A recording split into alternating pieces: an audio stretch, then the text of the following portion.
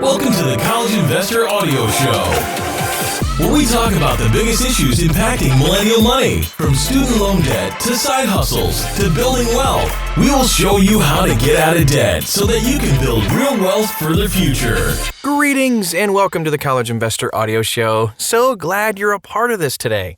Now, we take a look at something called student loan entrance counseling and then ask the question, is it even worth it? So if you're planning to take out some student loans, you'll be required to take student loan entrance counseling. The required introduction to your student loans covers a wide swath of financial topics you'll encounter throughout your career in higher education and beyond. So, if you're ready to find out more about student loan entrance counseling, here's what you need to know. First things first, what is it? This required counseling session aims to help you better understand the student loans you're about to sign up for. Although the educational course should only take about 20 to 30 minutes to complete, many critical financial lessons are embedded in the content. I wish I had paid attention a little bit more when I took it. Anyway, the counseling session requires you to complete 6 modules. Here's a closer look at each. Estimate the cost of your education. In the first step, you'll learn more about the total cost of your education. The module will help you build an accurate cost of attendance based on your school's cost of attendance, direct costs, and indirect costs.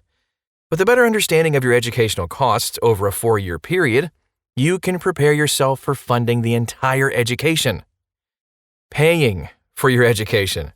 So once you've built out an estimated cost for the entirety of your education, you'll move into the next module, which covers information on how to pay for your education. That's nice to know, huh?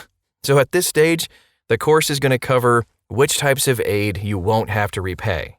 A few of these sources include, of course, grants, scholarships, and then federal work-study, part-time jobs, tuition payment plans, and more.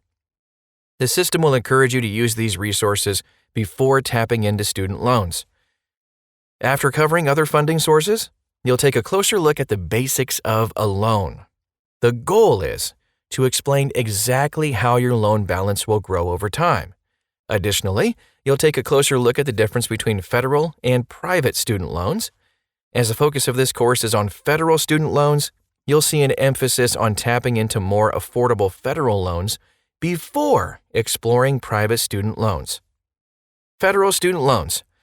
At this point, the course is going to dive deep into greater detail about federal student loans. You'll learn exactly how federal student loans work. The process of obtaining a federal student loan is also broken down into great detail.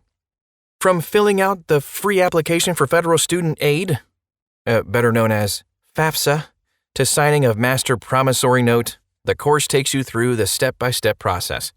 Plus, the different types of student loans that you can tap into. These include direct subsidized loans and unsubsidized direct loans. Both offer affordable interest rates, but the grace period for interest charges is different for both, so pay attention to that. Now, the course will cover your federal loan limits based on your dependency status, too. You can compare these limits with your expected cost of attendance to determine whether or not your federal student loans will provide all the funds you need. Finally, this section covers how you will receive your student loan funds. Additionally, it will briefly touch on your responsibilities as a federal student loan borrower. So how much can you expect to borrow? At this point, you will veer away from the standard coursework and dive into your personal numbers. Armed with your expected educational costs, you can extrapolate how much you plan to borrow throughout your college career. I'm using some big words today. Woo! If there's a difference between the amount of funding you'll need and the amount of funding you are offered, the course recommends you only borrow what you need. In fact, it prompts you to contact your financial aid office about returning surplus funds. Additionally, this section will encourage you to keep your student loan burden manageable by making interest payments on your student loans while you're in school. Although this is not always possible, it can save you thousands in interest payments in the long term. Please consider doing this. Prepare for repayment after school. Although you're only at the beginning of your student loan journey, the course covers details on preparing yourself for repayment after leaving school. You'll find information on the grace period and then learn more about your repayment responsibilities. Importantly, you'll also learn about your repayment plan options.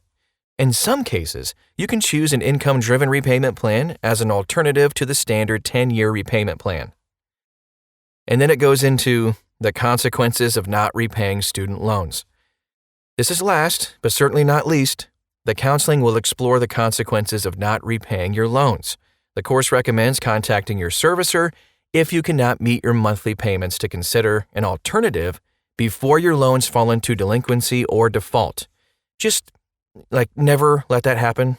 Unfortunately, there are huge consequences for student loan borrowers that default or become delinquent. You might encounter additional costs, wage garnishments, tax refund withholdings, and a lower credit score. Luckily, you'll find several options to help you avoid the issues that come with default or delinquency. Finally, the course will cover ways to lower your student loan burden. Who is required to complete this student loan interest counseling anyway? Federal student loan borrowers require student loan entrance counseling. If you are a student that is seeking a direct subsidized loan, direct unsubsidized loan, or direct plus loan, then you'll have to complete this short counseling requirement. Although the modules take only 30 minutes to work through, you will find some useful information tucked into the course. When you get started, bring your studentaid.gov account credentials, school details, financial aid offer letter, and a breakdown of your school's tuition and fees. With all that said, is student loan entrance counseling worth it? As with most counseling requirements, you will get out of it what you put into it. With that, the student loan entrance counseling does offer some very valuable information. Although you might already know some of the basics, the opportunity to take a closer look at your unique numbers can be very helpful. Of course, you can complete the course without absorbing any information at all. Kind of like what I did. Don't be like me. However, the short counseling session is definitely worth paying very close attention to. After all, your choice to take on student loans to fund your education will impact your finances for many years to come. This important of a topic should be able to hold your attention for less than half an hour. Even if you aren't interested in what the counseling session has to say, it's definitely worth your time. You won't be able to access any federal student aid without taking this course in one sitting. The bottom line?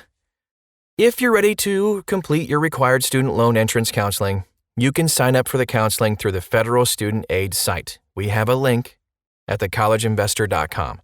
The good news is that it should take less than 30 minutes to complete, but you'll have the opportunity to learn more about the responsibilities you face as a student loan borrower. That is our show for today. I hope you found it very, very helpful. If you think this can help somebody else too, please share it. We love that too. Thanks so much for stopping by today. Again, check out thecollegeinvestor.com. Just type in the name of this podcast. You'll find the article and the links you need to go to. We'll talk to you again real soon.